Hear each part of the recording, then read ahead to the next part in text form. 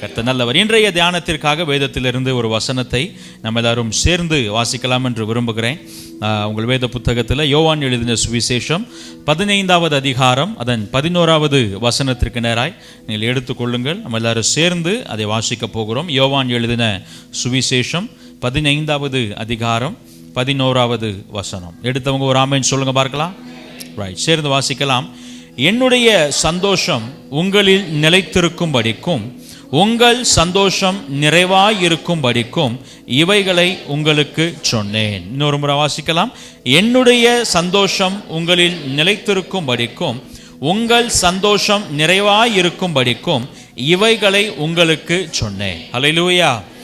ஆண்டவராகிய இயேசு கிறிஸ்து தம்மை பின்பற்றினவர்களுக்கு, தம்முடைய சீஷர்களுக்கு, தம்முடைய அன்பின் பிள்ளைகளுக்கு சொல்லுகிற ஒரு காரியம் என்ன அப்படின்னா, உங்கள் சந்தோஷம் நிறைவாக இருக்க வேண்டும். எப்படி இருக்கணுமா? ஹல்லேலூயா. உங்கள் பக்கத்தில் இருக்கவங்கள பார்த்து சொல்லுங்க, உங்கள் சந்தோஷம் நிறைவாக இருக்க வேண்டும். அந்த வசனத்தை ஆண்டவர் கொடுத்த உடனே முதல்ல ஆண்டவர் என் மேலே வைத்த இப்படிப்பட்ட விருப்பத்திற்காக ஆண்டவருக்கு நன்றி சொன்னேன். ஹல்லேலூயா. ஆண்டவரே, நான் நிறைவான சந்தோஷத்தை உடையவனாய் இந்த பூமியில வாழ வேண்டும் என்று என் மீது நீர் வைத்த அந்த சித்தத்திற்காக, அந்த விருப்பத்திற்காக உமக்கு நன்றி அப்படின்னு சொன்னேன். காரணம், இன்றைக்கு நாம் வாழுகிற இந்த சமகாலத்தில் மற்றொருவர் சந்தோஷமாய் வாழ வேண்டும் என்று நினைக்கிறவர்கள் ரொம்ப கம்மி. என்ன செஞ்சுட்டாங்க? மாறிவிட்டார்கள். இன்றைக்கு எல்லாருடைய எண்ணமும் எப்படி ஆயிடுச்சுன்னா, நான் நல்லா இருக்கணும், நான் சந்தோஷமா இருக்கணும், நான் மகிழ்ச்சியா இருக்கணும் அப்படின்ற மாதிரி ஆயிடுச்சு. பாருங்க, அவங்க சந்தோஷமா இருக்காங்க அப்படின்னு சொன்னா கூட அவங்க இருப்பாங்க, நான் எப்படி இருக்கணும்? சந்தோஷமா இருக்கணும். அல்லேலூயா. இன்னொரு காரியம், நாம் வாழுகிற இந்த காலம் என்பது பலவிதமான மன அழுத்தங்களை, பலவிதமான பாரங்களை, பலவிதமான சுமைகளை நம்ம மேலே வச்சுக்கிட்டே இருக்கிறத நம்மளால் என்ன செய்ய முடிகிறது? பார்க்க முடிகிறது. அதன் வெளிப்பாடை தான் ஆராதனை வேளையில் பாஸ்டர் கேட்டப்போ நமக்கு ஒரு மாயை இருக்குது. மாயைனா ஒரு மித்து என்னன்னா, பெரியவங்களுக்கு மட்டும்தான் வருத்தம் இருக்கும், வயசானவங்களுக்கு மட்டும்தான் வேதனை இருக்கும், அல்லது திருமணமாகி குழந்தைகள் அப்படி ஆனவங்களுக்கு மட்டும்தான் துக்கம் இருக்கும் அப்படின்னு நம்ம நினைக்கிறோம். நிறைய வாலிபர்கள் சொன்னாங்க, ஆண்டவர் சமாதானத்தை கொடுத்தார், ஆண்டவர் என் துக்கத்தை மாற்றினார் அப்படின்னா, அந்த சின்ன வயதிலிருந்தே பலவிதமான அழுத்தங்களும் துக்கங்களும் வேதனைகளும் அவருடைய மனதை என்ன செய்து கொள்கிறது? ஆட்கொள்ளுகிறது. அதெல்லாம் துக்கப்பட வேண்டிய காரியமா அல்லது எளிதாக எடுத்துக்கொள்ள வேண்டிய காரியமானு கேட்டால் அது வேற விவாதம். ஆனால் அப்படிப்பட்ட ஒரு சூழல் நிலவுகிறது. நல்லா கவனிங்க. இப்படி நம்மை பாரமாக்குகிற இந்த உலக சூழலின் நடுவே பரிசுத்த வேதாகமம் உங்களுக்கும் எனக்கும் நிறைவான சந்தோஷத்தை வாக்கு பண்ணுகிறது. ஹல்லேலூயா, ஹல்லேலூயா. ரொம்ப அழகா அதுதான் ஆண்டவர் சொல்கிறார், நிறைவாய் இருக்கும்படிக்கு உங்கள் சந்தோஷம் நிறைவா. இன்றைக்கு நம்முடைய குடும்பங்களில் சந்தோஷம் இருக்குது, ஆனால் அந்த சந்தோஷம் நிறைவானதாக இல்லை. பல நேரங்களில் நம்ம மகிழ்ச்சியா இருக்கிறோம், ஆனால் சந்தோஷமா இல்லை. எப்படி இருக்கிறோம்? மகிழ்ச்சியா இருக்கிறோம், ஆனால் சந்தோஷமா இல்லை. மகிழ்ச்சி வேற சந்தோஷம் வேறையான்னு கேட்டா, மகிழ்ச்சி வேறு சந்தோஷம் வேறு. நல்லா கவனிங்க. Happiness is different from Joy. இந்த மகிழ்ச்சி என்றால் என்ன அப்படின்னா, அது ஒரு குறுகிய காலத்திற்குரிய வெளிப்பாடு. குறுகிய காலத்திற்குரிய வெளிப்பாடு. எனக்கு ஏதாவது ஒரு காரியம் நடக்குமே ஆனால், உதாரணத்துக்கு நான் விரும்புகிற ஒரு விஷயம் எனக்கு நடந்துச்சுன்னா, நான் விரும்பின காரியம் நடந்ததனால அதன் வெளிப்பாடாய் கொஞ்ச நேரத்துக்கு எனக்கு எப்படி இருக்கும்? சந்தோஷம் இருக்கும். உதாரணத்துக்கு ஒரு கம்பெனியில் நான் ஒர்க் பண்ணுறேன். எனக்கு ஒவ்வொரு மாதமும் 4ஆம் தேதி சம்பளம் போடுவாங்க. எத்தனாம் தேதி? ஆனால் எனக்கு அன்னைக்கு அந்த மாதம் மட்டும் 1ஆம் தேதி ஒரு பெரிய தேவை இருக்குது. இப்போ நான் ஜெபம் பண்ணுறேன், ஆண்டவரே இந்த 1ஆம் தேதி எனக்கு சம்பளம் வந்துட்டா எனக்கு எப்படி இருக்கும்? இந்த தேவையை சந்திச்சிருமே, எல்லாத்தையும் நான் வெளியே போய் அதுக்கு ரெடி பண்ணணும், அது ஒரு பாரமாகவே இருக்குன்னு யோசிக்கிறேன். எதிர்பாராத வகையில் அந்த மாதம் முதல் தேதியே எனக்கு என்ன வந்துடுது? சந்தோஷம். இப்போ நமக்கு எப்படி இருக்கும்?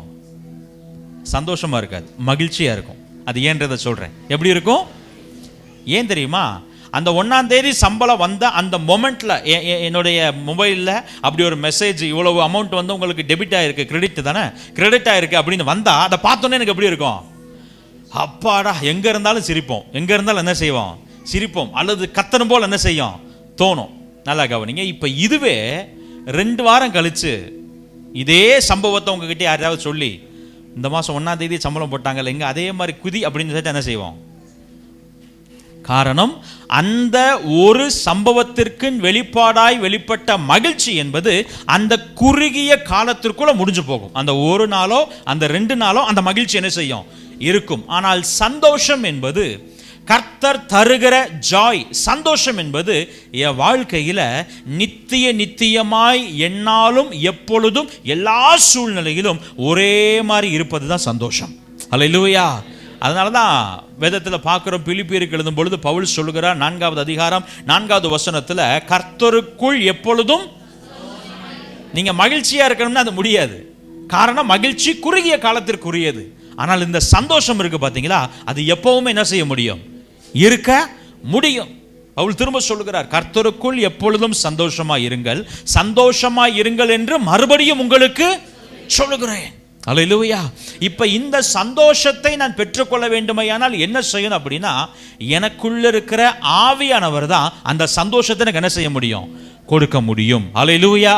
அதனால தான் நம்ம வேதத்தில் வாசிக்கிறோம், ஆவியின் கனிகளில் ஒன்று, ஆவியின் கனியின் வெளிப்பாடுகளில் ஒன்று என்னது, சந்தோஷம். என்னது, சந்தோஷம். எனக்குள் இருக்கிற ஆவியானவர் எனக்குள் கொடுக்கிற ஒரு உணர்வு, எனக்குள் வெளிப்படுத்துகிற ஒரு கனிதான் இந்த சந்தோஷம். அல்லேலூயா. ஆண்டவர் சொல்கிறார், அந்த சந்தோஷம், உலகம் கொடுக்க முடியாத அந்த சந்தோஷம். எந்த சந்தோஷம்? சிற்றின்பங்களால் நான் பெற்றுக்கொள்ள முடியாத சந்தோஷம். எந்த சந்தோஷம்? சூழ்நிலைகளினால் பாதிக்கப்படாத ஒரு சந்தோஷம் எனக்குள்ள நிறைவா இருக்கணுமா. எப்படி இருக்கணுமா? நிறைவா. பல நேரங்களில் நம்ம இந்த சந்தோஷத்தை எப்படி எடுத்துக்கொள்கிறோம் என்றால், நாம் பாடுகளின் மத்தியில் இருக்கும் பொழுது அவர் என்னை சந்தோஷமா இருக்க வைப்பார்னு நினைக்கிறோம். உண்மைதான்.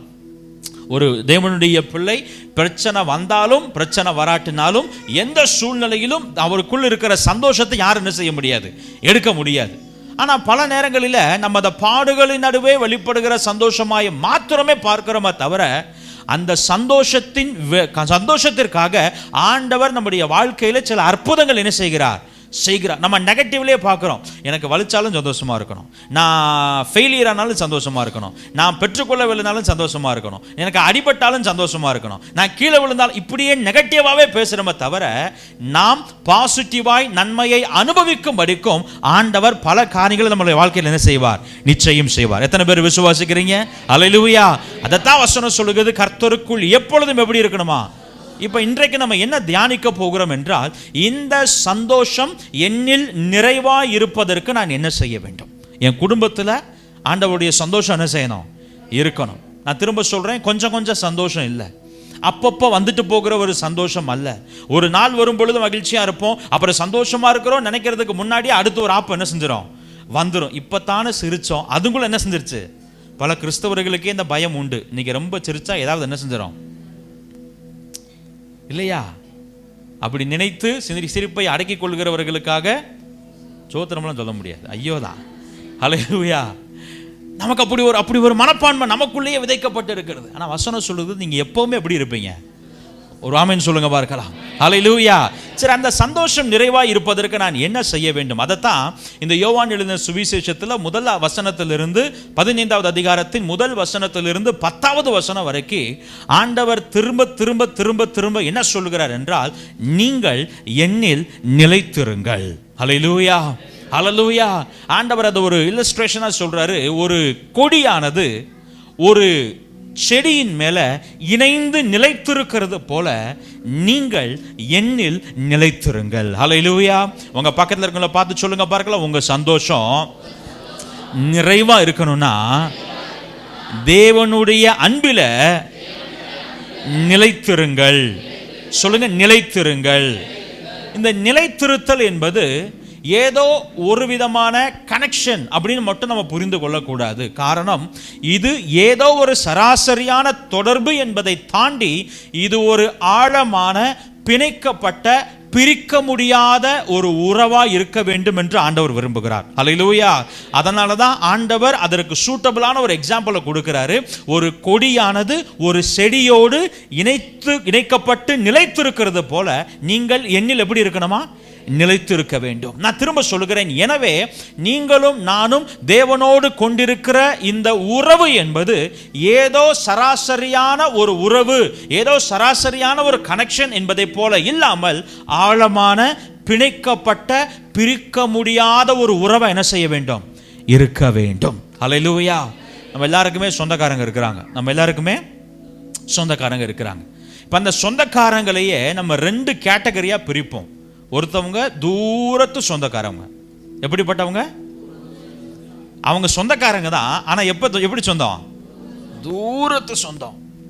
எப்படி சொந்தம் அப்படின்னு கேட்டால், அது எங்கள் அப்பாவோட அம்மாவும் அவங்க அம்மாவோட அப்பாவோட அம்மாவும் அவங்கெல்லாம் கூட பிறந்தவங்க. அப்புறம் மறுபடியும் அப்படியே ஒரு லைனில் வந்து அவங்க எனக்கு மாமா வேணும், அல்லது அவங்க எனக்கு சித்தி வேணும். அப்படியா, பரவாயில்லையா, அவங்ககிட்ட பேசியிருக்கீங்களா அப்படின்னு கேட்டால், நான் விவரம் தெரிஞ்சது அவங்ககிட்ட என்ன செஞ்சதே இல்லை. ஆனால் அவங்க யாரு? நான் பேசினதே இல்லை, ஆனால் அவங்க எனக்கு யாரு?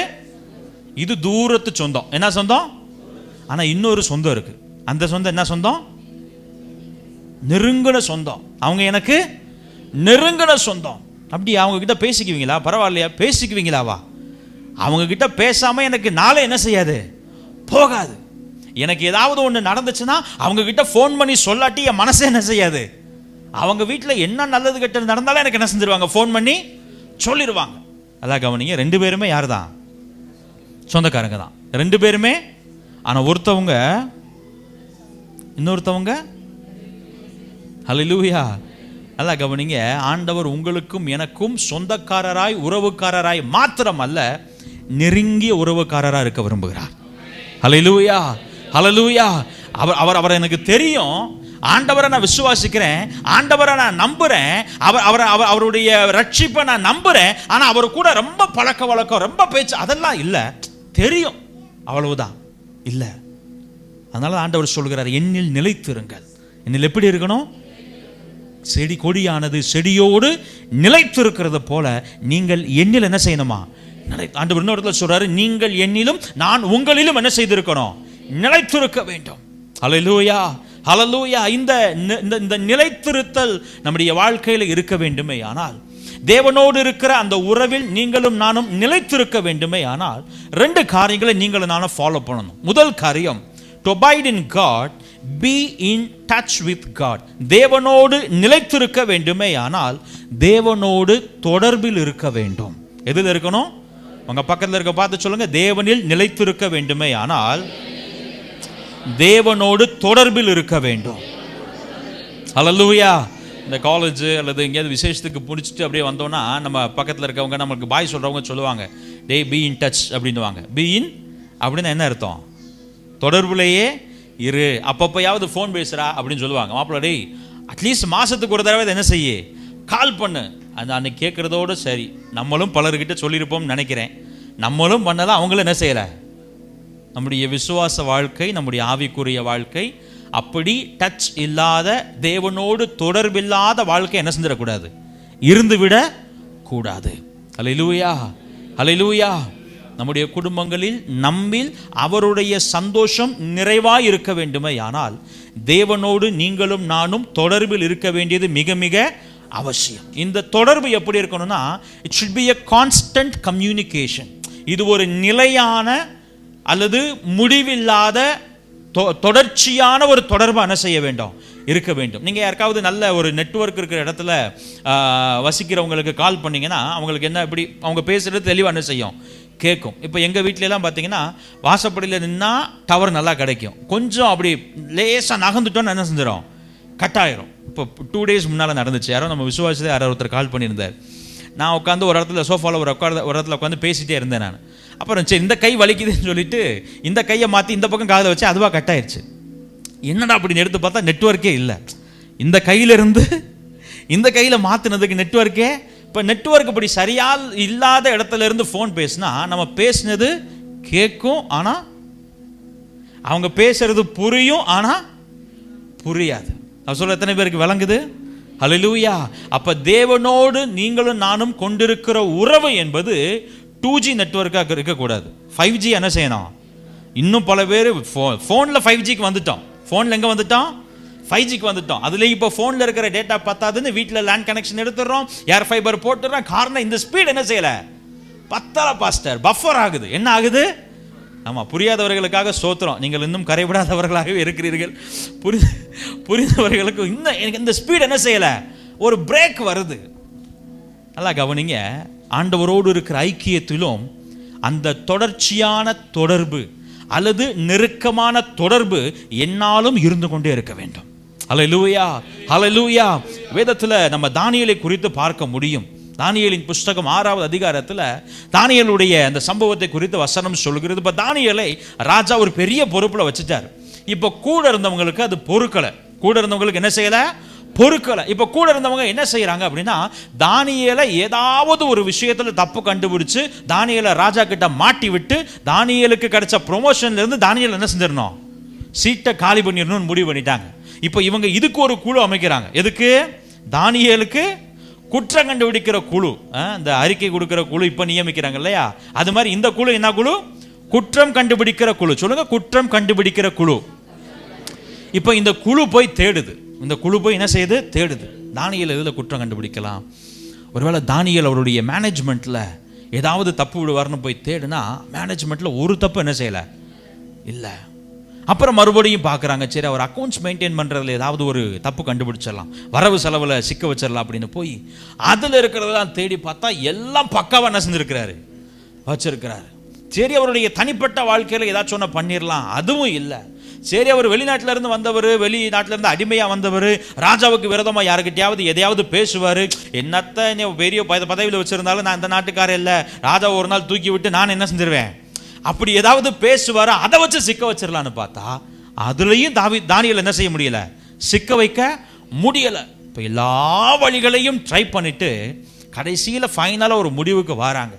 தானியேல் 6வது அதிகாரம் 5வது வசனம் சொல்லுது பாருங்க, தேவனை பற்றிய வேத விஷயத்திலே குற்றப்படுத்தும் முகாந்திரத்தை கண்டுபிடித்தால் ஒழிய அவனை வேறு ஒன்றிலும் குற்றப்படுத்தும் முகாந்திரத்தை கண்டுபிடிக்க கூடாது. இப்ப ஃபைனலா இன்னொரு முடிவுக்கு வராங்க தெரியுமா?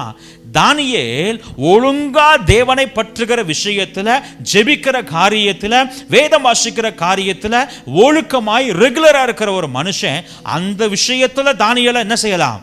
குற்றம் கண்டுபிடிக்கலாம். எப்படி குற்றம் கண்டுபிடிக்கலாம்? ராஜா கிட்ட போய், ராஜாவே உங்களை தவிர வேற யாரும் சேவிக்க கூடாதுன்னு ஒரு சட்டத்தை என்ன செய்யுங்க? போடுங்க அப்படின்னு ராஜா கிட்ட சொல்லிட்டா ராஜா சட்டம் பண்ணிடுவாரு. காரணம் ராஜா யாரு? சரி, ராஜா ஒரு இழிச்சவாயே, நம்ம சொல்றத பூரா என்ன செய்வாரு? கேட்பாரு. அப்படி ராஜா மூலியமா ஒரு சட்டத்தை இயற்ற வச்சு தானியேல் என்ன செஞ்சிடலாம்? இப்ப நல்லா கவனிங்க, தானியேல் மீது குற்றம் கண்டுபிடிக்க முகாந்தரம் தேடினவர்களுக்கு தானியேல் மேல ஒரு பெரிய நம்பிக்கை இருந்துச்சு. என்ன நம்பிக்கை தெரியுமா? ராஜாவே நீ ஜெபம் பண்ணக்கூடாதுன்னு சட்டம் போட்டாலும் தானியேல் என்ன செய்வாரு? சொல்ற எத்தனை பேருக்கு விளங்குது? ஹல்லேலூயா. இந்த சாட்சியை சொன்னவங்க தானியேலுடைய தாய் தகப்பன் இல்ல. இந்த சாட்சியை சொல்லுகிறவர்கள் தானியேலோடு கூட இருக்கிற உடன் விசுவாசிகள் அல்ல. இந்த சாட்சியை சொல்றது யாரு? தானியேலுக்கு விரோதமாய் எழும்பி தானியேலின் உயர்வை கெடுத்து தானியேலின் மேன்மையை அழிக்க நினைக்கிற தானியேலின் எதிரிகள் சொல்லுகிறார்கள், என்ன நடந்தாலும் தானியேல் ஜெபிக்கிறத என்ன செய்ய மாட்டாரு. Hallelujah. That is what I call constant communication. அந்த விடாத அந்த இடைவேளை இல்லாத அந்த தொடர்பு. இப்போ உங்களை குறித்து என்னை குறித்து நம்முடைய குடும்பத்தில் நம்முடைய எதிரிகள்கிட்ட போயெல்லாம் சாட்சி கேட்க வேணாம். அது கர்த்தருக்கு உரியது. எதுக்கு நம்ம அம்பளத்து விடுவானே? நம்ம கூட இருக்கிறாங்கல்ல, கணவனை பற்றி மனைவி கிட்ட, மனைவியை பற்றி கணவன் இடத்துல, பெற்றோரை பற்றி பல பேர்த்துக்கு அள்ளு விடுது. சண்டே ஸ்கூலுக்கு போனவனை திரும்ப கூப்பிட்டுருவாங்களோ அப்படின்னு. இப்போ நம்ம பிள்ளைகள் இடத்துல சாட்சி கேட்டால் இப்படி ஒரு சாட்சி நம்மளை பற்றி சொல்லுவாங்களா? என் தாய் தகப்பன், என்னுடைய கணவர், என்னுடைய மனைவி, என்னுடைய பிள்ளைகள் ஆண்டவரோடு வழக்கமாய் உறவாடுகிறவர்கள், ஆண்டவரோடு இருக்கிற உறவில் ஒரு நாள் என்ன செய்கிறது இல்லை, அவங்க விட்டு விடுகிறதே இல்லை. நம்மை பற்றின சாட்சி இப்படி வருமா? நம்மை பற்றின சாட்சி வருமா? இந்த காலை வேளையில் ஆண்டவர் சொல்லுகிறார், உங்கள் வீட்டில் சந்தோஷம் நிறைவாக இருக்க வேண்டுமே. ஆனால் ஏன் என் குடும்பத்தில் இப்படி பிரச்சனை, ஏன் என் குடும்பத்தில் இப்படி போராட்டம், என்ன செஞ்சாலும் சமாதானம் இல்லை, என்ன செஞ்சாலும் சந்தோஷம் இல்லை, இந்த சந்தோஷமே குடும்பத்தில் இருக்கவே இருக்காதுன்ற முடிவுக்கு வந்திருக்கலாம். இந்த காலை வேளையில் ஆண்டவர் சொல்லுகிறார், உங்கள் குடும்பத்தில் உங்களில் அவருடைய சந்தோஷம் நிறைவாக இருக்க வேண்டுமே. ஆனால் அவரோடு இருக்கிற தொடர்பில் ஒரு நாளும் விரிசல் இல்லாமல் என்ன செய்து கொள்ள வேண்டும்? பார்த்து கொள்ள வேண்டும். ஹல்லேலூயா. சில நேரங்களில் நம்ம சூழ்நிலைகளை காரணம் காட்டுகிறோம். தானியேலை குறித்து ரொம்ப அழகா வசனம் சொல்லுது, தானியேல் ராஜாவின் கட்டளை பிறப்பதற்கு முன்பதாக சூழ்நிலைகள் எல்லாம் தானியேலுக்கு ஏற்றதா இருந்தது. சூழ்நிலைகள் எல்லாம் எப்படி இருந்துச்சு? தானியேல் காலையில் ஒரு 9 மணிக்கு நான் ப்ரேயர் பண்ண போறேப்பா அப்படின்னு போனாருன்னா, யாரும் வந்து நீ ப்ரேயர் பண்ணக்கூடாதுன்னு என்ன செய்யலை, சொல்லலை. மறுபடியும் மதியம் நான் ப்ரேயர் பண்ணிட்டு வந்துடுறேன்னு சொன்னார்னா, யாரும் வந்து நீ ப்ரேயர் பண்ணக்கூடாதுன்னு என்ன செய்யலை, சொல்லலை. மறுபடியும் நைட்டு போய் நான் ப்ரேயர் பண்ண போறேன்னு சொன்னார்னா, 2 நேரம் ஜெபம் பண்ணிக்கல, அவ்வளோதான் ஜெபம் பண்ணணும். ஓ நாடு இல்லை, இந்த நாட்டில் அப்படி பண்ணக்கூடாதுன்னு யாரும் என்ன செய்யலை, சொல்லலை. ஆனால் இப்பொழுது ஒரு கட்டளை பிறந்த பிறகு ஜெபத்திற்கு சாதகமாய் இருந்த சூழ்நிலைகள் எல்லாம் ஜெபத்திற்கு விரோதமாக என்ன செய்கிறது, மாறுகிறது. ஹல்லேலூயா, ஹல்லேலூயா. ஆனால் வசனம் சொல்லுது, ஆனால் தானியேலோ வென்றால் கட்டளைக்கு ராஜாவினால் கையெழுத்து வைக்கப்பட்டது என்பதை அறிந்தும் தான் முன் செய்து வந்தபடியே. ஹல்லேலூயா. அதில் எந்த மாற்றமும் தானியேல் செய்யவே இல்லைங்க. அதில் எந்த மாற்றமும் செய்யலை. நான் வழக்கமாக ஜெபம் பண்ணேன், ஆனால் இப்போ ராஜா கையெழுத்து வச்சுட்டார், அதனால நான் ஜெபம் பண்ணல. தான் முன் செய்து வந்தபடியே. இன்னொரு ஆச்சரியப்படுத்துகிற விஷயம், இப்படி ஒரு கட்டளை பிறந்துருச்சு, அதனால நம்ம மறைஞ்சிருந்து ஜெபம் பண்ணுவோம், நம்ம ஜெபம் பண்றோம்ன்றது வெளியே தெரிய ஆண்டவருக்கு தெரியுமில்ல பாஸ்டர். யாருக்கு தெரியும்? நான் எங்க இருந்து ஜெபம் பண்ணாலும் ஆண்டவருக்கு என்ன செய்யும்? அவர் வழக்கம் போல பலகணிகளை திறந்து, விண்டோவை திறந்து, எருசலேமுக்கு நேர ஜன்னலை திறந்து வச்சு முழங்கால் போட்டு எல்லாரும் பார்க்க ஜெபம் பண்ணினார். ஒரு ஆமென் சொல்லுங்க பார்க்கலாம். ஹல்லேலூயா, ஹல்லேலூயா. தன் ஜீவனுக்கு எதிராய் ஒரு சட்டம் பிறப்பிக்கப்பட்டது என்பதை அறிந்தும் தானியேல் தான் முன் செய்து வந்தபடியே பலகணிகளை திறந்து முழங்கால் படியிட்டு 3 வேளையும் ஜெபித்திருப்பாரே. ஆனால் உங்களுக்கு எனக்கும் எது தடை நினைக்கிறீங்க? உங்களுக்கு எனக்கு எது தடை நினைக்கிறீங்க? இன்றைக்கு நாம் நம்முடைய சூழ்நிலைகளை குறை சொல்லுகிறோம். அது என்னுடைய வேலை அப்படி பாஸ்டர், என்னுடைய வேலை அப்படி, என்னுடைய அலைச்சல் அப்படி பாஸ்டர், என்னுடைய டயர்ட்னஸ் அப்படி, அவ்வளவு கடினமாக உழைக்கிறேன்னா அதனால போயிட்டு வந்துட்டு ராத்திரினால என்ன செய்ய முடியல, ஜெபிக்க முடியல. என்னுடைய உடல் சூழ்நிலை அப்படி, என்னால ஜெபிக்க முடியல. நாம் நம்முடைய சூழ்நிலைகளை காரணம் காட்டுகிறோம். அவர் தருகிற நிறைவான சந்தோஷத்தை நீங்கள் பெற்றுக்கொள்ள வேண்டுமே ஆனால் எதையும் காரணம் காட்டாமல் அவரோடு இருக்கிற தொடர்புல உறுதியாய் தரித்திருக்க கற்றுக்கொள்ளுங்கள். ஹல்லேலூயா, ஹல்லேலூயா, ஹல்லேலூயா. தாவீது சொல்லுகிறார், அவருடைய எல்லா பிரச்சனைகளையும் வச்சு புலம்பிட்டு 73வது சங்கீதத்தின் 23வது வசனத்தில் சொல்லுகிறார், ஆனாலும் நான் எப்பொழுதும் உம்மோடு இருக்கிறேன். ஹல்லேலூயா. எனக்கு பிரச்சனைலாம் இருக்குதா, எனக்கும் தேவை இருக்குதா, எனக்கும் அலைச்சல் இருக்குதா, எனக்கு போராட்டம் இருக்குதா, இதெல்லாம் ஒரு பக்கம் இருந்தாலும் நான் எங்க தான் இருக்கிறேன்? உங்க முன்னாடியே தான் இருக்கிறேன். ஒரு ஆமென் சொல்லுங்க பார்க்கலாம். ஹல்லேலூயா, ஹல்லேலூயா. நீங்களும் நானும் எப்பொழுதும் அவரோடு கூட இருக்கிற, எப்பொழுதும் அவரோடு கூட பேசுகிற, எப்பொழுதும் அவரோடு கூட தரித்திருக்கிற அந்த உறவை, அந்த தொடர்பை விட்டு விடாது இருக்க பழக வேண்டும். ஹல்லேலூயா, ஹல்லேலூயா. இன்னைக்கு நமக்கு அதுக்கு ஒரு டைம் வச்சிருக்கிறோமா? ரீசெண்டாக அந்த டயட் பற்றி சில காரியங்களை கூகுளில் பார்த்தப்போ அதில் ஒரு காரியம் எனக்கு பயங்கர இம்ப்ரெசிவாக இருந்தது. If you want to change something, change your environment அப்படின்றாங்க. நான் என் வாழ்க்கையில் ஒரு காரியத்தை மாற்ற வேண்டுமே ஆனால் அந்த காரியத்தை ஏற்படுகிற சூழ்நிலையவே நான் என்ன செஞ்சுக்கணுமா, மாற்றிக்கணுமா. உதாரணத்துக்கு நான் இப்போ எப்படி சொல்கிறது, நான் வேலையை முடிச்சுட்டு வர்றப்போ வழக்கமாக நான் போய் சாப்பிட்ற ஒரு இடம் இருக்குன்னு வச்சுக்கோங்களேன், ஒரு பானிபூரி கடை இருக்குது. வேலை முடிச்சுட்டு வர்றப்போ எல்லாம் அந்த பானிபூரி கடையில் போய் என்ன சாப்பிட்றேன், பானிபூரி சாப்பிட்றேன். அப்படின்னா இப்போ நான் அந்த பானிபூரி சாப்பிடுகிற பழக்கத்தை நான் குறைத்து கொள்ள வேண்டுமே ஆனால் அந்த சூழலை நான் என்ன செய்யணும், மாற்றணும். எப்படி மாற்றுறது? நான் நேராக பானிபூரி கடை இருக்கிற வழியில் போகாமல் வேற பக்கம் என்ன செய்யணும் அப்படி சொல்கிறாங்க. To change something first change the environment. அந்த சூழலை நான் என்ன செய்யணுமா, மாற்றணும். நம்ம அதுக்கு முயற்சி எடுக்கிறோமா? நமக்கு ஜெபத்துக்கு எந்திரிக்க முடியாமல் என்ன வருது, தூக்கம் வருது. நம்ம ஜெபத்துக்கு எந்திரிக்க முடியாமல் நம்முடைய சமையல் வேலை என்ன செய்யுது, குறுக்க வருது. நம்ம ஜெபத்துக்கு எந்திரிக்க முடியாமல், ஜெபத்தில் உட்கார முடியாமல் நம்ம படிப்பு என்ன செய்யுது, தடை செய்யுது. அடுத்து பாஸ்டர் சொல்ல போகிற, அதனால் படிக்காதீங்க, வேலை வைக்காதீங்க, வீட்டிலேயே வெட்டியாக இருப்போம், ஜாலியாக இருப்போம். அப்படி இந்த வேலைகளை ஜெபத்திற்கு தடையாய் இல்லாத அளவிற்கு என்ன செய்யுங்க, மாற்றுங்க. காலையில் 6 மணிக்கு எந்திரிச்சு வேலை பார்த்தா தான் ஹெக்டிக்காக போகுது, என்னால் ஜெபம் பண்ணவே முடியலன்னா 5 மணிக்கு என்ன செய்யுங்க, எந்திரிங்க.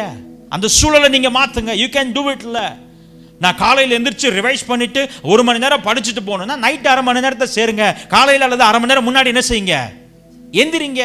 ஆனால் நமக்கு வேறு ஒரு தேவை இருக்குமே, ஆனால் நம்ம அந்த பிளானை ஈஸியாக போட்டுருவோம். நம்ம எங்கேயாவது வெளியூர் போகணும், எங்கேயாவது டூர் போகணும், எங்கேயாவது காது குத்துக்கு போகணும், கல்யாணத்துக்கு போகணும்னா அன்னைக்கு 6 மணி அலாரம் 5 மணி என்ன செஞ்சிடும். ஏன்னா 5 மணிக்கு கிளம்புனாதான் அங்கே கரெக்டாக என்ன செய்ய முடியும், போக முடியும். ஆனால் ஜபத்துக்கு 1 மணி நேரம் முன்னாடி வைங்கன்னா, அது நைட்டு டயர்டாக வந்து படுக்கிறோமா பாஸ்டர், கனெக்ஷன் கட் ஆச்சுன்னா நம்ம சந்தோஷமாக என்ன செஞ்சிடும். ஹல்லேலூயா. ஆண்டவர் உங்கள் மேலே இரக்கம் உள்ளவராய், நீங்கள் நிறைவான சந்தோஷத்தை உடையவர்களாய் இருக்க வேண்டும் என்பதற்காக பேசுகிறார். அவரோடு இருக்கிற தொடர்பை விட்டு விடாதிருங்கள், அவரோடு இருக்கிற தொடர்பை விட்டு விடாதிருங்கள். ஹல்லேலூயா. சில நேரங்களில் இந்த கனெக்ஷன் கட்டானா உடனே உலர்ந்து போகாது. அந்த வசனத்தில் யோவான் 15வது அதிகாரத்தில் ஆண்டவர் சொல்லுகிறார் பாருங்களேன், ஒருவன் என்னில் நிலைத்துறாவிட்டால் வெளியே எரியுண்ட கொடியைப் போல அவன் எரியுண்டு உலர்ந்து போவானா. என்ன செய்வானா, உலர்ந்து போவான். அதான் கவனிங்க, இந்த உலர்ந்து போதல் ஒரு நாள்ல நடந்துடாதுங்க. பாஸ்டர் நான் ஜெபம் பண்றதில்ல பாஸ்டர், நான் பைபிள் வாசிக்கிறதில்ல பாஸ்டர். ஒருவேளை இந்த கூட்டத்தில் அப்படி யாராச்சும் இருந்தீங்கன்னா நல்லா கேளுங்க. நான் ஜெபம் பண்றதில்ல பாஸ்டர், நான் பைபிள் வாசிக்கிறதில்ல பாஸ்டர், நான் குடும்பத்தில் சேர்ந்து ஃபேமிலி ப்ரேயர் பண்றதில்ல, சர்ச்சுக்கு வர்றதில்லையே, நான் ஒழுங்கமா இல்லை, ஆனால் நான் நல்லா தானே பாஸ்டர் இருக்கேன் அப்படின்னா, இந்த உலர்ந்து போறதுக்கு ஒரு டைம் எடுக்கும். உலர்ந்து போறதுக்கு என்ன செய்யும், டைம் எடுக்கும். நம்ம சர்ச்சுக்கு சைடில் இந்த சண்டே ஸ்கூல் ஷெட்டுக்குள்ள நுழையிற இடத்துல பார்த்தீங்கன்னா ஒரு தென்னை மரம் இருந்துச்சு, தென்னை மரம் இருக்கு. அந்த தென்னை மரத்தில் ஒரு கொடி படர்ந்து இருந்துருச்சு. நம்ம அந்த சண்டே ஸ்கூல் ஷெட்டு ரெனோவேட் பண்ணுற அந்த வேலைகள், மராமத்து பணிகள் நடக்கும் பொழுது ஏதோ ஒரு சூழ்நிலையில் அந்த கொடி பாதி அந்திருச்சு. பாதினா அந்த கொடியின் மேல் பகுதியில் ஒரு 1/2 அடி மட்டும் விட்டுட்டு மிச்சதெல்லாம் என்ன செஞ்சிருச்சு, அந்திருச்சு. இப்போ அந்த கொடி மட்டும் 1/2 அடி மட்டும் இருக்கு. அந்த 1/2 அடியில் ஒரு 4 இலை இருக்கு, நல்லா அழகா இருக்கும், நல்ல டார்க் கிரீன் கலர்ல ஒரு மாதிரி இருக்கும். அது என்ன கொடின்னு பேர் தெரியல, அது எதுவும் பிரயோஜனம் உள்ளதான்றதும் தெரியல, ஆனால் பார்க்க அழகா இருந்துச்சு, நல்லா அழகா இருந்துச்சு. இப்போ அது அந்திருச்சு. அதுக்கு கீழே அந்த கொடியை எல்லாம் எடுத்து சுற்றி குப்பையில் போட்டு அனுப்பிச்சாச்சு. ஆனால் அந்த மரத்தோடு ஒட்டி கொண்டிருந்த அந்த 1/2 அடி இருக்குது பார்த்தீங்களா, அது மட்டும் எப்படி இருந்துச்சு, அப்படியே இருந்துச்சு. நான் வீட்டுக்குள்ளே சோஃபாவில் நான் உட்கார இடத்துல இருந்து அப்படியே கதவு வழி பார்த்தேன்னா கரெக்டாக ஷெட்டு கேட்டுக்கு மேலே அந்த தென்னை மரத்தில் அந்த ஹைட்டுக்கு மேலே மட்டும் அந்த 1/2 அடி மட்டும் தெரியும். அதை பார்த்துக்கிட்டே இருக்கிறேன். கீழே இருக்கிறது அந்திருச்சு, ஆனால் இது மட்டும் எப்படி இருக்கு, பச்சையாகவே இருக்கு. அப்புறம் போய் இடையில ஒரு நாள் போய் பக்கத்தில் போய் பார்க்குறேன், அதை போய் ஆராய்ச்சி பண்ணுறேன், எப்படி அந்திருச்சே, வேறு எது கனெக்ஷன் இருக்கா அப்படின்னு பார்த்தா அந்த தண்டு இருக்குது பார்த்தீங்களா, அந்த தண்டிலிருந்து சின்ன சின்ன வேர்கள் மாய் போய் அந்த அந்த தென்னை மரத்தை என்ன செஞ்சிருக்கு. நான் சொல்கிறது சும்மா ஒரு 1/4 இன்ச் இருக்கும், அந்த தண்டே சின்னது தான், அதுலேயும் சின்ன சின்னதாக போய். உடனே நான் யோசிக்கிறேன், ஓ பரவாயில்ல, ஒருவேளை இந்த வேறு போய் தென்னை மரத்துக்குள்ளே போய் தென்னை மரத்துக்குள்ளே இருக்கிற தண்ணியை அது உறிஞ்சு என்ன செய்யுது. 1 வாரம் ஆச்சு, 2 வாரம் ஆச்சு, 3 வாரம் ஆச்சு. பொங்கலுக்கு போயிட்டு வந்து பார்த்தா நீங்கள் நம்ப மாட்டீங்க, ஆல்மோஸ்ட் 2-3 வீக்ஸ் வரைக்கும் பச்சையாகவே இருந்துச்சு. அது காய்ந்து போவதற்கான எந்த அறிகுறியும் இல்லை. இப்போ நீங்கள் போய் அது இருந்த இடத்த பார்த்தீங்கன்னா அது இருந்ததற்கான அறிகுறியே இல்லை. ஹல்லேலூயா. ஒருவேளை நான் சரியா ஆவிக்குரிய வாழ்க்கையில் ஆண்டவரோட கனெக்ஷன் இல்லையா பாஸ்டர், நான் ஒழுங்காக அப்படி பெருசாலாம் ஜெபம் இல்லையா பாஸ்டர், நான் ஒழுங்காக அப்படிலாம் ஆண்டவரோட தொடர்பு இல்லையா பாஸ்டர், ஆனால் எல்லாம் ஸ்மூத்தாக போயிட்டு இருக்கிற மாதிரி தெரியுதே பாஸ்டர். அப்படிதான் தெரியும் பாஸ்டர், வசனம் சொல்லுது பாஸ்டர், நான் சொல்லலை. ஒருவன் என்னில் நிலைத்திராவிட்டால் உலர்ந்து போவான். இட் டேக்ஸ் டைம்ல. இந்த உலர்ந்து போதல் ஒரு நாளில் நடந்துருமா, அதுக்கு கொஞ்சம் டைம் என்ன செய்யும், ஆகும். அதுக்கு கொஞ்சம் டைம் ஆகும். ஒரு பூ செடியோடு இருந்து பறிக்கப்படும் பொழுது நம்ம தலையில் வைக்கிறோம்ல, அது உடனே பட்டு போயிருதா, அது நல்லா தான் இருக்கு, நல்ல வாசனை கொடுக்குது, பார்க்குறவங்களா அதை பார்த்து ஆஹா ஓஹோ சூப்பர்ன்றாங்க. ஆனால் 1 நாள் கழிச்சு 2 நாள் கழிச்சு அந்த பூவை யாராவது பார்த்து வா அப்படி சொல்லுவாங்களா, சே என்ன மனமா இருக்கு அப்படி சொல்லுவாங்களா. அந்த 1 நாள் 2 நாளை பார்த்து ஏமாந்து போய் விடாதீர்கள். இன்றைக்கு ஆண்டவர் மறுபடியும் ஒரு வாய்ப்பு தர விரும்புகிறார். ஒரு வேளை இந்த தொடர்பில் ஏதாகிலும் விரிசல் ஏற்பட்டு இருக்குமே ஆனால், தேவனோடு இருக்கிற இந்த ஐக்கியத்தில் விரிசல் ஏற்பட்டு நீங்களும் நானும் அவரில் நிலைத்திராமல் ஏதோ சூழ்நிலைகளில் பிரிக்கப்பட்டிருப்போமே ஆனால், இன்றைக்கு மீண்டும் இணைக்கப்படும்படி ஆண்டவர் விரும்புகிறார். ஹல்லேலூயா. அப்படி நீங்கள் இணைக்கப்படுவீர்களே ஆனால் நீங்கள் இழந்து போன சந்தோஷத்தை நிறைவாய் உங்களுக்கு தர அவரால் முடியும், நிறைவாய் உங்களுக்கு தர அவரால் முடியும். எனக்கு தெரியும், சில குடும்பங்களில் உணர்ச்சியை பார்க்க ஆரம்பித்திருக்கிறீர்கள், சில தனிப்பட்ட வாழ்க்கையில் இந்த உணர்வை பார்க்க ஆரம்பித்திருக்கிறீர்கள். இன்றைக்கு ஆண்டவர் சொல்லுகிறார், நீ இணைக்கப்படு, நீ என்னில் நிலைத்திரு, உன் சந்தோஷம் நிறைவாய் இருக்கும்படி நான் உன்னை ஆசீர்வதிப்பேன். ஹalleluya ஹalleluya. இரண்டாவது காரியம் to abide in God, be obedient to God. நான் தேவனில் நிலைத்திருக்க வேண்டுமே ஆனால் தேவனுக்கு கீழ்ப்படிய வேண்டும். என்ன செய்யணும்? யோவான் 15வது அதிகாரம் 10வது வசனம் சொல்கிறது, என் கற்பனைகளை கை கொண்டிருந்தால் என்னுடைய அன்பிலே நிலைத்திருப்பீர்கள். ஒரு ஆமென் சொல்லுங்க பார்க்கலாம். ஹalleluya. பக்கத்துல வச்சு சொல்லுங்க, தொடர்புல இருக்கணும், கீழ்ப்படிய வேண்டும். ஹalleluya. இந்த கீழ்ப்படிதல் ரொம்ப முக்கியம். சில ஸ்டூடெண்ட்ஸ் பார்த்தீங்கன்னா ரெகுலரா ஸ்கூலுக்கு போயிடுவாங்க. அவங்களால ஸ்கூலுக்கு போகாமல் இருக்கவே, ஸ்கூலோ காலேஜோ எதுனாலும் வச்சுக்கோங்க, அவங்களால காலேஜுக்கு போகாமே இருக்க முடியாது. ஆனால் அங்கே ப்ரொஃபஸர் கொடுக்குற அசைன்மெண்ட்டை பண்ணிட்டு வானா என்ன செய்ய மாட்டாங்க? பண்ணிட்டு வர மாட்டாங்க. அங்கே காலேஜில் போதிக்கப்படுகிற காரியங்களை நீ வீட்டில் போய் படின்னு சொன்னால் என்ன செய்ய மாட்டாங்க? ஆனால் காலேஜுக்கு ரெகுலரா, அதனால ஏதாவது பிரயோஜனம் இருக்குன்னு நினைக்கிறீங்களா? சிலர் தொடர்பில் இருக்கிறாங்க, ஆனால் கீழ்ப்படிவது இல்லை. ஹalleluya. ஆண்டவர் சொல்லுகிறார் பாருங்க, நீங்கள் என்னில் நிலைத்திருக்க வேண்டுமே ஆனால் என்னுடைய கற்பனைகளை என்ன செய்யணுமா? கை கொள்ள வேண்டும். அப்படி ஒரு கேட்டகரி இருக்குங்க. some people they listen but they won't obey. வசனம் சொல்லுகிறது, அப்போஸ்தலனாகிய யாக்கோபு எழுதின நிருபம் 1வது அதிகாரம் 22வது வசனத்தில் இப்படி சொல்லுகிறார் பாருங்கள், அல்லாமலும் நீங்கள் உங்களை வஞ்சியாதபடிக்கு திருவசனத்தை கேட்கிறவர்களாய் மாத்திரம் அல்ல, அதன்படி செய்கிறவர்களாயும் இருங்கள். அப்படி ஒரு கேட்டகரி இருக்காங்க பாருங்களேன். இங்க யாக்கோபு பேசுகிற இந்த கேட்டகரி சர்ச்சுக்கு வெளியில இருக்கிறவர்கள் அல்ல. சர்ச்சுக்கு வெளியில, பில்டிங் வெளியில அல்ல, ரட்சிக்கப்படாதவர்களை குறித்து அல்ல, திருவசனத்தை கேட்கிறவர்களை குறித்து யாக்கோபு பேசுகிறார். யார் திருவசனத்தை கேட்கிறவங்க? யார் கேட்கிறவங்க? இப்படி வச்சு சொல்லுங்க, நான் தான். இப்படி பார்த்து சொல்லுங்க, நான் தான் கேட்கிறேன். சொல்லுங்க, அவர் பேசுகிறார், நான் கேட்கிறேன்.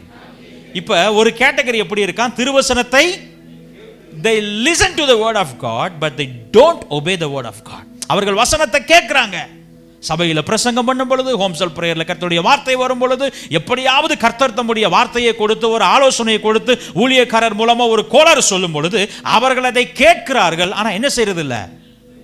கீழ்ப்படுகிறது இல்லை. நீங்கள் தேவனில் நிலைத்திருக்க வேண்டுமே ஆனால், உங்கள் சந்தோஷம் நிறைவாய் இருக்க வேண்டுமே ஆனால், நீங்கள் கர்த்தருடைய வார்த்தைக்கு கீழ்ப்படிய வேண்டியது மிக மிக அவசியம். ஹல்லேலூயா ஹல்லேலூயா. இன்றைக்கு பலர் எப்படி தெரியுமா நினைச்சுறாங்க? நான் கேட்கிறேன்றதை மற்றவங்களுக்கு காமிச்சிட்டா நான் மற்றவங்களை என்ன செஞ்சிடலாம்? ஏமாத்திடலாம். உதாரணத்துக்கு பாஸ்டர் சர்ச்சில் பிரசங்கம் பண்றப்ப நல்லா முழிச்சு அப்படியே பாஸ்டர் பார்த்துட்டு அவர் நம்மளை பார்க்குறப்ப அப்படி செஞ்சுட்டா நம்ம கவனிக்கிற மாதிரி பாஸ்டருக்கு என்ன செஞ்சிடும்? தெரிஞ்சிடும். அல்லது வீட்டில் அம்மா அப்பா ஃபேமிலி ப்ரேயர் பண்ணணும் வா உட்காருன்னு சொன்ன உடனே போய் சமணங்கால் போட்டு உட்காந்துட்டு அவங்க பாட்டு பாடிக்கிட்டு இருப்பாங்க. நம்ம எதையாவது என்ன செய்யலாம்? இன்னைக்கு அவன் வேற ஸ்கூலுக்கு வரலன்ட்டா என்ன செய்ய தெரியல. ஆமாம் ஆமேன். அப்படின்னா நம்ம அம்மா அப்பா என்ன செஞ்சிட்டோம்? வசனம் சொல்லுது, ரொம்ப அழகா யாக்கோபு சொல்லுகிறார், நீங்கள் உங்களை வஞ்சியாதபடி. நீங்க பாஸ்டரை ஏமாத்தல, பேரண்ட்ஸை ஏமாத்தல. யாரை ஏமாத்துறீங்க? அப்படிப்பட்டவர்கள் ஒருவேளை அப்படி இருப்பீர்களே ஆனால் யாரை ஏமாத்திக் கொள்கிறார்கள்? தங்களை தாங்களே வஞ்சியாதபடிக்கு திருவசனத்தை கேட்கிறவர்களாய் மாத்திரமல்ல, அதன்படி செய்கிறவர்களாயும் அதற்கு கீழ்ப்படுகிறவர்களாயும். ஹல்லேலூயா. பிலிப்பியருக்கு எழுதும் பொழுது பவுல் சொல்லுகிறார், என்னிடத்தில் கற்றும் அடைந்தும் கேட்டும் கண்டும் இருக்கிறவைகள் எவைகளோ அவைகளையே என்ன செய்யுங்க? நீங்க என்ன கேட்டீங்களோ அதை என்ன செய்யுங்க. இன்றைக்கு பல நேரங்களில் சர்ச்சுக்கு வர்றப்போ ஆண்டவர் சில ஆலோசனைகளை கொடுக்கும் பொழுது, சில சத்தியங்களை நமக்கு கற்றுக் கொடுக்கும் பொழுது, சில வெளிப்பாடுகளை நமக்கு கற்றுக் கொடுக்கும் பொழுது அப்படியே பயங்கரமா என்ன செஞ்சிடறோம்? பிரசன்னத்தில் சிறகில்லாமல் பார்க்கிறேன். ஆஹா, what a word of God. என்ன ஒரு ரெவலேஷன், என்ன ஒரு வார்த்தை, என்ன ஒரு பேச்சா. இன்னைக்கு நான் ஜெபம் பண்ணிக்கிட்டே வந்தேன், ஆண்டவர் எனக்கே பேசின மாதிரி என்ன செஞ்சுச்சு? இருந்துச்சு. உங்களுக்கே பேசின மாதிரி இருந்துச்சுல, அப்ப அந்த வார்த்தை என்ன செய்யணும்? கேட்கிற வார்த்தை என்ன செய்யணும்? கீழ்ப்படியணும்ல. சொல்ல எத்தனை பேருக்கு விளங்குது? ஹல்லேலூயா. இன்னைக்கு ஒரு சாட்சி நம்ம பல காரியங்களை we take it as coincidence நம்ம எடுத்துறோம். நேற்றைய தினம் ஒரு பிலீவருக்கு ஒருத்தர் கால் பண்ணேன், வேற ஒரு விஷயமா கால் பண்ணேன். திடீர்னு காலையிலிருந்தே அவருக்கு கால் பண்ணியிருக்கணும். ஆனால் நான் அப்படியே பல்வேறு வேலைகள் பண்ணணும்னு நினச்சிருந்தா பண்ணியிருக்கலாம், ஏனோ பண்ணலை. திடீர்னு ஈவினிங் ஒரு டைம் ஞாபகம் வருது. அந்த அந்த அந்த டைமில் நான் ஒரு முக்கியமான மெசேஜ் ப்ரிப்பேர் பண்ணுறதுக்காக உட்காந்துருக்கிறேன். திடீர்னு ஞாபகம் வருது அவருக்கு ஃபோன் பண்ணி பேசுகிற அப்படின்னு. உடனேவும் இதை தள்ளி வச்சுட்டு, அதெல்லாம் யூஸ்வலாக நடக்காது. நான் பிள்ளைங்க வந்தாலே விரட்டி விட்டுருவேன். அப்பா ப்ரேயர் பண்ணிட்டு இருக்கேன், மெசேஜ் ப்ரிப்பேர் பண்ணிட்டு இருக்கேன், ஓடுங்க அப்படின்னு விரட்டி விடுற ஆள்.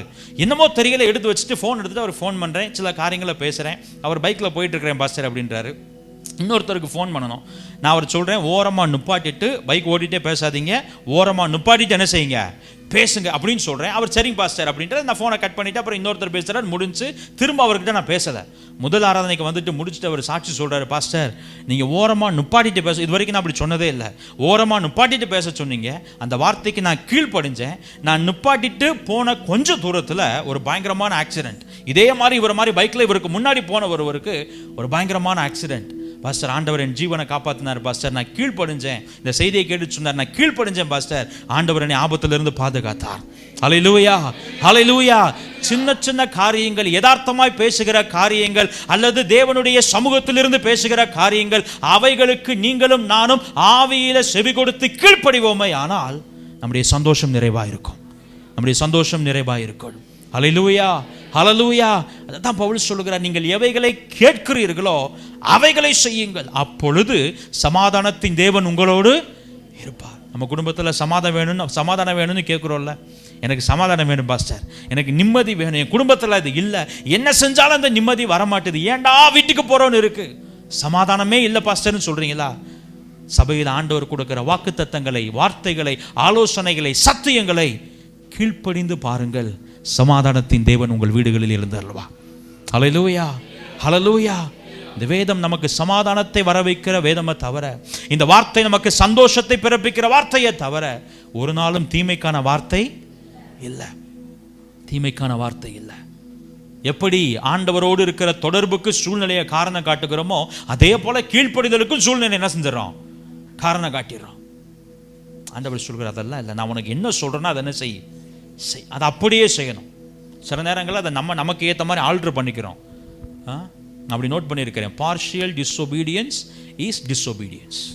பாதி கீழ்ப்படியாமை என்பது கீழ்ப்படியாமை தான். நான் பாதி கீழ்ப்படிச்சிட்டேன்ல, நான் என்ன செஞ்சுட்டேன், பாதி கீழ்ப்படிச்சிட்டேன்ல, அதுக்குரிய பலன் கிடைக்கும்ல. நீங்கள் அதை பாதி கீழ்ப்படிதல்னு கணக்கு பண்ணுறீங்க. ஆண்டவர் இந்த அரை மார்க்கு காமார்க்கில் என்ன செய்யறதில்ல, போடுறதில்ல, எடுத்தா ஒன்று, இல்லாட்டி பார்ஷியல் டிஸ்ஒபீடியன்ஸ் இஸ் டிஸ்ஒபீடியன்ஸ். வேதத்தில் சவுலை கொடுத்து நம்ம பார்க்குறோம். ஆண்டவர் சவுலை ராஜாவாக்கிட்டு சொல்கிறார், நீ போய் அமலேக்கியருக்கு விரோதமாக சண்டை போடு. சண்டை போடுறப்ப தெளிவாக சாமுவேல் தீர்க்கதரிசி மூலமாக பேசுகிறார். யாரெல்லாம் ஒவ்வொருத்தராக லிஸ்ட்டு போடுறார், ஸ்திரீகளாக இருக்கட்டும், பிள்ளைகளாக இருக்கட்டும், ஆடுகள் மாடுகள், அந்த நாட்டோட ராஜா அவனுக்குரிய இதெல்லாத்தையும் ஒரு லிஸ்ட்டு போட்டுட்டு சொல்கிறாரு, எல்லாத்தையும் என்ன செஞ்சிரு, அழித்து போடு, ஒன்றையும் மிச்சம் வைக்காத. இப்போ சவுல் போறார், தேவனுடைய சித்தத்தில் தேவனுடைய வார்த்தையில் தனக்கு ஏற்ற மாதிரி சில காரியங்கள் என்ன செஞ்சுக்கிறாரு, ஆல்டர் பண்ணிக்கிறார். என்ன செஞ்சுக்கிறாரு, ஆல்டர் பண்ணிக்கிட்டு இவர் விரும்புகிறத அழிக்கிறார். இவருக்கு எதெல்லாம் அழிக்க வேண்டாம் என்று நினைக்கிறாரோ அவைகள் என்ன செய்யற, அழிக்கிறார். ஹல்லேலூயா.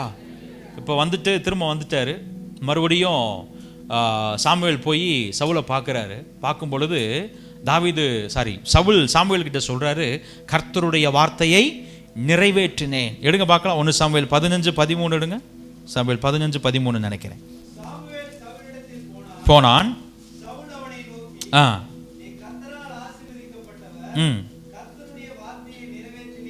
இப்ப சவுல் என்ன சொல்றாரு, கர்த்தருடைய வார்த்தையை அப்படின்னு என்ன சொல்றாரு, ஆண்டவர் உங்க மூலமா என்ன சொன்னாரோ அது எல்லாத்துக்கும் நான் அப்படியே என்ன செஞ்சுட்டேன், கீழ்ப்படிஞ்சிட்டேன்.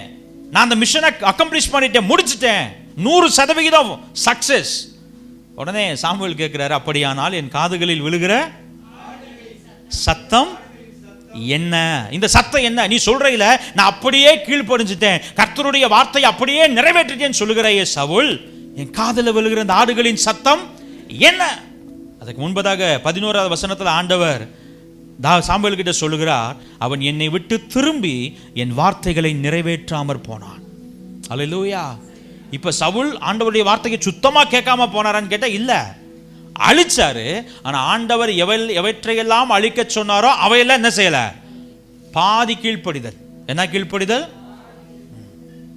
நம்ம இன்றைக்கு பல நேரங்களில் சொல்கிறோம், நான் சர்ச்சில் போய் கேட்குறதெல்லாம் எல்லாத்தையும் செய்ய முடியாட்டினாலும் ஒரு சிலதை என்ன செஞ்சிடறேன், செஞ்சுட்டு நம்ம அதுக்கு எதிர்பார்க்குறோம். அதுக்கு என்ன செய்கிறோம், நான் இந்த ஒரு சிலதை பண்ணிட்டேன்ல, அதுக்கு எனக்கு என்ன செய்யணும்? ஆண்டவர் சொல்றார், இல்லை, வார்த்தையை நிறைவேற்றினேன் என்று நீ சொல்ல வேண்டுமே, ஆனால் நான் சொன்ன வார்த்தைக்கு முழுமை என்ன செய்யணும்? கீழ்ப்படியணும்.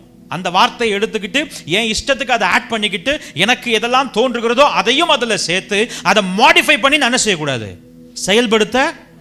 அவர் உங்களுக்கு என்ன சொல்லுகிறாரோ அதன்படி செய்யுங்கன்னா அதன்படி தான் என்ன செய்யணும். கற்சாடி எடுத்துட்டு வந்து வைங்கன்னா கற்சாடி எடுத்துட்டு வந்து என்ன செய்யணும்? ஆண்டவரே அது கால் கழுவுறது, ஆண்டவரே ஆண்டவரே அது அசுத்தமானது, ஆண்டவரே அது வீட்டுக்கு வெளியே இருக்க வேண்டியது, ஆண்டவரே ஆண்டவரே அது கழுவுறதுல போய் எப்படி ஆண்டவரே, அந்த பேச்செல்லாம் என்ன செய்யக்கூடாது. அவர் உங்களுக்கு என்ன சொல்லுகிறாரோ அதன்படி. மோசே கிட்ட ஆண்டவர் சொல்லுகிறார், ஜனங்கள் தண்ணியிலேருந்து வந்து கேட்குறாங்க. உடனே ஆண்டவர் மோசே கிட்ட சொல்றார், மோசே நீ போய் தேவ சந்நிதியில் இருக்கிற கோலை எடுத்து கொண்டு போய் கண்மலையை பார்த்து என்ன செய்யி, பேசு. மோசே போனாரு, தேவ சமூகத்துக்கு போனாரு. அங்கே ஒரு கோல் இருந்துச்சு, அந்த கோலை எடுத்தாரு. ஆண்டவர் சொன்ன மாதிரியே கண்மலை கிட்ட வந்து என்ன செஞ்சாரு, நின்னாரு. ஆனால் பேசுறதுக்கு பதிலாக என்ன செஞ்சுட்டாரு? அதனுடைய விளைவு என்ன தெரியுமா? அவ்வளோ பெரிய தேவனுடைய மனுஷன், அவ்வளவு பெரிய அர்ப்பணிப்புள்ள ஒரு மனுஷன், இஸ்ரவேல் ஜனங்களை வழிநடத்துவதற்காக தன்னுடைய வாழ்க்கையை அர்ப்பணித்த ஒரு மனுஷன். என்னாகமம் 20:12 சொல்லுது, நீங்கள் என்னை விசுவாசியாமற் போனபடியினால் இந்த சபையாருக்கு நான் கொடுத்த தேசத்துக்குள் நீங்கள் அவர்களை கொண்டு போவதில்லை என்றார். என்ன தப்புங்க பண்ணிட்டாங்க? என்ன செஞ்சிட்டாங்க? முக்காவாசி கீழ்ப்படிஞ்சாச்சு. 75% கர்த்தருடைய வார்த்தை என்ன செய்ததோ என்ன சொன்னதோ அதை அப்படியே செய்து விட்டார்கள். பேச சொன்னாரு. இந்த ஜனங்கள் எல்லாம் பண்றதை பார்த்து இவருக்குள்ள வந்த கோபம் என்கிற இமோஷன்ல பேசுறதுக்கு பதிலா என்ன செஞ்சிட்டாரு? ஆண்டவர் சொல்றாரு, நீ அவங்க போவாங்க, நீ என்ன செய்ய மாட்ட. ஏன்? நான் சொன்ன வார்த்தைக்கு முழுமையா நீ என்ன செய்யல. அந்த கீழ்ப்படியாம எதை வெளிப்படுத்த தெரியுமா? நீ விசுவாசிக்கல. நீ ஜனங்களுக்கு முன்பதாக என்னை பரிசுத்தம் பண்ணவில்லை. காரணம், நீ முன்மாதிரியா இருக்கிற. இன்னைக்கு நாம நம்ம பிள்ளைங்களுக்கு முன்மாதிரியா இருக்கிறோம். யோசிச்சு பாருங்களேன். கர்த்தருடைய வார்த்தைக்கு கீழ்ப்படுகிற காரியங்களில் நாம் நமக்கு கீழ் இருக்கிறவர்களை கீழ்ப்படுத்துவதற்கு முயற்சிக்கிறோம்.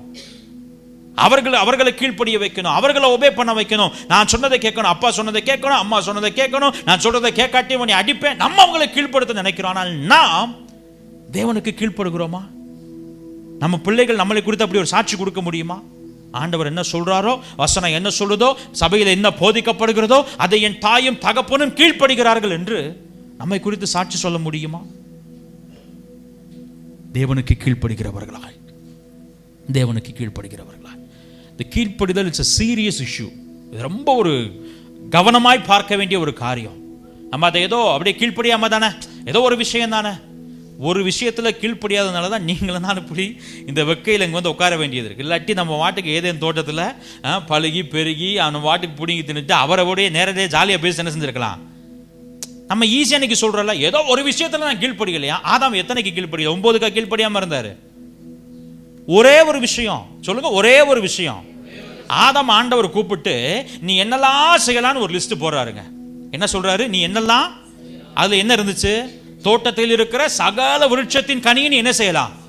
என்னென்ன பழம் இருந்திருக்கும்? ஆப்பிள் இருந்திருக்கும், ஆரஞ்சு இருந்திருக்கும், சப்போட்டா இருந்திருக்கும், மாதுளை இருந்திருக்கும், வேற வாழைப்பழம் இருந்திருக்கும், பலாப்பழம் இருந்திருக்கும், வேற என்ன பழம் ஞாபகம் வருது? கிவி பழம் இருந்திருக்கும். கொடைக்கானல்ல பேர் தெரியாத நிறைய நோண்டி திங்கிற பழங்கள்லாம் இருக்கு. ஒரு மாதிரி பழங்கள்லாம், அந்த மாதிரி பழங்கள் என்ன செஞ்சிருக்கோம்? இருந்திருக்கும். நல்லா கவனிங்க. இப்படி எல்லாத்தையும் லிஸ்ட் போட்டு நான் விசுவாசிக்கிறேன், அந்த லிஸ்ட் எண்டே இல்லாமல் என்ன செஞ்சிருக்கோம். இப்போ நமக்கு ஒன்று இருக்குல்ல, இப்போ மாம்பழம் இந்த சீசனில் எங்கேயோ ரீசெண்டாக எங்கேயோ போனப்போ யார்கிட்டயோ கேட்டாங்க, அவங்களுக்கு பிடிச்சதை வாங்கி கொடுங்க அப்படின்னு சொல்லி பாசிட்டு சொன்னாங்க. சொல்லிட்டு கேட்டாங்க, இங்கே கேட்டாங்க. கேட்டுட்டு என்ன பழம்பா பிடிக்கும்? மாம்பழம் பிடிக்குன்னு அவங்க குடும்பத்தார் பக்கத்தில் இருந்து, இந்த டைமில் மாம்பழம் கேட்டானா எங்கே பாஸ்டர் போகிறது அப்படின்னா. ஏன்னா இந்த சீசனில் மாம்பழம் என்ன செய்யாது, வராது. ஆனால் ஆதாம் ஏவாளுக்கு இருந்த ஏதேன் தோட்டத்தில் அப்படி எல்லா சீசன்லையும் எல்லா பழமும் என்ன செய்யும். அப்ப எல்லாத்தையும் லிஸ்ட் போட்டு வச்ச ஆண்டவர் சொல்றாரு, ஆதாமே எல்லாத்தையும் விட்டு என்ன செய்ய, வாங்கு. அந்த லிஸ்ட் ரொம்ப பெருசு. ஆனா எதை சாப்பிடக்கூடாதுன்றதுல ஒன்னே ஒன்று வைக்கிறார். எதை வைக்கிறாரு? நல்லா கவனிங்க. இப்ப இந்த பக்கமும் பெரிய லிஸ்டா போய், ஆண்டவரே நீங்க அதை செய்யாத இதை செய்யாத அங்க பார்க்காத இங்க பார்க்காத நிறைய சொல்லிட்டீங்க, அதனால எனக்கு ஞாபகம் இல்லை ஆண்டவரே, தெரியாம பண்ணிட்டேன் ஆண்டவரே. அப்படியா? அவர் சொன்னது அந்த ஒன்னையும் இவங்களுக்கு யார் ஞாபகப்படுத்துறா? அவன் வந்து சொல்றான், இந்த விருட்சத்தின் கனியை புசிக்க கூடாது என்று அவர் உங்களுக்கு சொன்னது நீ மறந்திருந்தால் நான் உனக்கு என்ன செய்யறேன். ஞாபகம் வந்தாலும் அதற்கு என்ன செய்யல, கீழ்ப்படியல. கீழ்ப்படியாமையினாலே பாவமும், பாவத்தினாலே மரணமும் உண்டானது போல. அல்லேலூயா. இப்ப அந்த மரண ஆக்கினையிலிருந்து உங்களையும் என்னையும் விடுவித்து நாம் இழந்து போன சந்தோஷத்தை திரும்ப நிறைவாய் பெற்றுக்கொள்ளும்படியாய் ஆண்டவர் உங்களுக்கும் எனக்கும் ஒரு வாய்ப்பை கொடுக்கிறார். என்னுடைய சத்தத்திற்கு கீழ்ப்படியுங்கள், என்னுடைய சத்தத்திற்கு கீழ்ப்படியுங்கள். அல்லேலூயா, அல்லேலூயா. இந்த தேவனுடைய சத்தத்திற்கு நீங்களும் நானும் கீழ்ப்படுகிறவர்களாய் இருப்போமே ஆனால் நம்முடைய குடும்பங்களில் அவருடைய சந்தோஷம் நிறைவாயிருக்கும், அவருடைய சந்தோஷம் நிறைவாயிருக்கும். அவருடைய வார்த்தைக்கு கீழ்ப்படிவோமே ஆனால் அங்கே சமாதான குறைவும் சண்டையும் அல்ல, சமாதானத்தின் தேவன் வாசம் பண்ணும். யார் வாசம் பண்ணுவா? சமாதானத்தின் தேவன். ஹல்லேலூயா. இப்போ நான் அவரில் நிலைத்திருக்க வேண்டுமே ஆனால் முதலாவது செய்ய வேண்டிய காரியம் தேவனோடு தொடர்பில் இருக்க வேண்டும். இரண்டாவது காரியம் தேவனுக்கு கீழ்ப்படிய வேண்டும். ஹல்லேலூயா, ஹல்லேலூயா.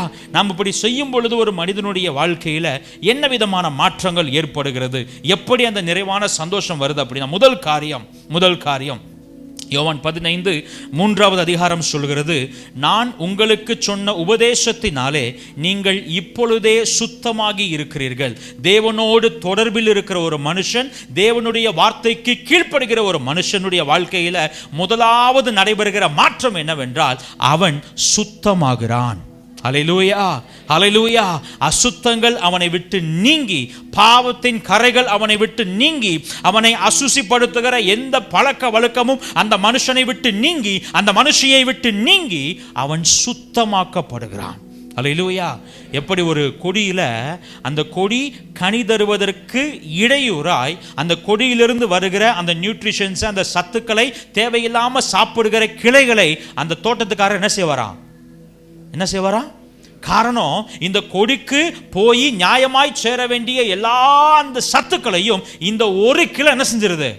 இப்ப இதை நறுக்கி விட்டுட்டோம்னா unnecessary efforts, தேவையில்லாமல் நம்முடைய உழைப்பை சுரண்டுகிற காரியங்களை எடுத்துவிட்டு அது நம்மை சுத்தமாக்கும். அது நம்ம என்ன செய்யும்?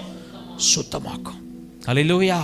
நமக்குள்ள இருக்கிற சில தேவையில்லாத காரியங்கள், நாம் அனுமதிக்கிற தேவையில்லாத பழக்க வழக்கங்கள் நமக்கு கிடைக்க வேண்டிய ஆசீர்வாதத்தை சாப்பிட்றோம். நமக்கு கிடைக்க வேண்டிய ஆசீர்வாதத்தை என்ன செஞ்சிடும்? சாப்பிட்றோம்.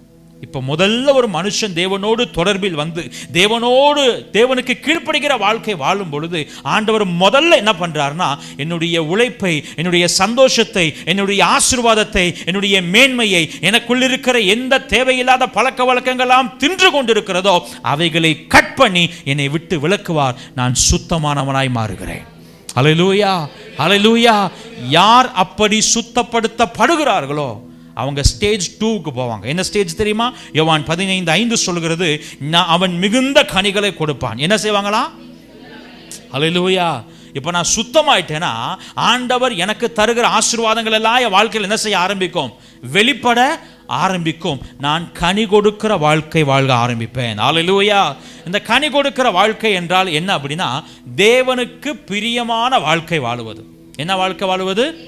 தேவனுக்கு பிரியமான. அதை தான் முதல்ல பார்த்தோம்ல, தேவனோடு தொடர்பில் இருத்தல், தேவனுக்கு கீழ்ப்படிதல். இதன் விளைவாய் அதன் கனிகளை நம்முடைய வாழ்க்கையில பார்க்க முடியும். அதைத்தான் நம்ம எபிரேயர்ல வாசிக்கிறோம், ஆவியின் கனி. என்னது? ஆவியின் கனி. சில வாரங்களுக்கு முன்பதாக முல்லைநகர் ஹோம் செல்ல இதை ஷேர் பண்ணின ஞாபகம் உண்டு. மற்ற ஹோம் செல்ல அதை பேச நினைக்கிறேன், ஷார்ட்டாக சொல்கிறேன், நல்லா கேளுங்க. இந்த ஆவியின் கனி என்பது என்ன அப்படின்னா, எடுத்த உடனே எனக்குள்ள வர்றது கிடையாது. எடுத்த உடனே எனக்குள்ள என்ன செய்யாது? வராது. ஒரு கனி வரணும் அப்படின்னா இட்ஸ் an end ப்ராடக்ட். எடுத்த உடனே நான் ஒரு செடியை வாங்கிட்டு வரும் பொழுது அதில் கனியோட வருமா? அது வெறும் விதையா இருக்கும். அந்த விதை நான் என்ன செய்யணும்? நட்டு வைக்கணும். அப்புறம் அது வெளியே என்ன செய்யணும்? வரணும். அப்புறம் அது செடியாகணும், அப்புறம் மரமாகணும், அப்புறம் அது பூக்கணும், அப்புறம் அது காய்க்கணும், அப்புறம் அது என்னவாகும்? கனியாக. இந்த கனி கொடுக்கிற வாழ்க்கை என்பது என்ன? இந்த ஆவியின் கனி வெளிப்படுத்துகிற 9 ஆசீர்வாதங்களை நான் எப்பொழுது அனுபவிக்க முடியும் என்றால், இந்த நடுவது, தண்ணி ஊற்றி வளர்ப்பது போன்ற இந்த காரியங்களை தேவனோடு தொடர்பில் இருந்து அவருடைய வார்த்தைக்கு நான் கீழ்ப்படியும் பொழுது அதன் வெளிப்பாடாய், அதன் பலனாய் ஆவியின் கனியை என்னிலும் என் குடும்பத்தில் நான் செய்ய முடியும், அனுபவிக்க முடியும். வழங்கின ஒரு ஆமென் சொல்லுங்க பார்க்கலாம். அல்லேலூயா. இரண்டாவது, ஒரு மனுஷனுக்குள்ள எப்படி நிறைவான சந்தோஷம் வரும்னா, அவன் வாழ்க்கையில ஆவியின் கனி வெளிப்பட ஆரம்பிக்கிறது. என்ன கனி வெளிப்படுது? சத்தமா சொல்லுங்களேன். ஆவியின் கனி உள்ள என்ன செய்யுது? அது என்னன்றது நீங்க வீட்டில் போய் வாசிங்க, நமக்கு டைம் இல்லை. அல்லேலூயா. மூன்றாவது காரியம், இப்ப அடுத்த ஸ்டேஜ் எங்க அப்படின்னா, இப்படி யாரெல்லாம் கர்த்தரோடு நிலைத்திருந்து சுத்தமாகி கனி கொடுக்கிறார்களோ அவர்கள் கேட்டுக்கொள்வது எதுவோ அது அவர்களுக்கு செய்யப்படும். அல்லேலூயா, அல்லேலூயா. பாருங்க, நான் தேவனோடு சரியான உறவில் இருந்து தொடர்பில் இருந்து அவருடைய வார்த்தைக்கு கீழ்ப்படிவேனே ஆனால் முதல்ல நான் பரிசுத்தமாகிறேன். இரண்டாவது, கனி கொடுக்கிற ஆவியின் கனி என்ன செய்கிறேன்? வெளிப்படுத்துகிறேன். மூன்றாவது, நான் எவற்றையெல்லாம் அவரிடத்துல கேட்கிறேனோ அவைகளை அவர் எனக்கு என்ன செய்கிறாரா? செய்கிறார். நான் சொல்ற தன் பேருக்கு விளங்குது? அல்லேலூயா. இப்ப நம்ம இதெல்லாத்தையும் தாண்டி இந்த மூணாவது ஸ்டேஜுக்கு வந்துடுறது. எங்க வந்துடுறது?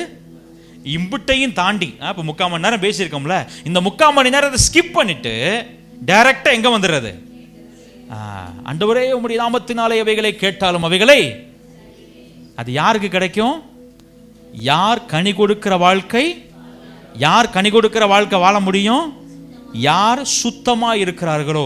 யார் சுத்தமா இருக்க முடியும்? யார் தேவனோடு தொடர்பில் இருந்து தேவனுடைய வார்த்தைக்கு கீழ்ப்படிந்து அவரில் நிலைத்திருக்கிறார்களோ அவர்கள் தான் இவைகள் என்ன செய்ய முடியும். அல்லேலூயா.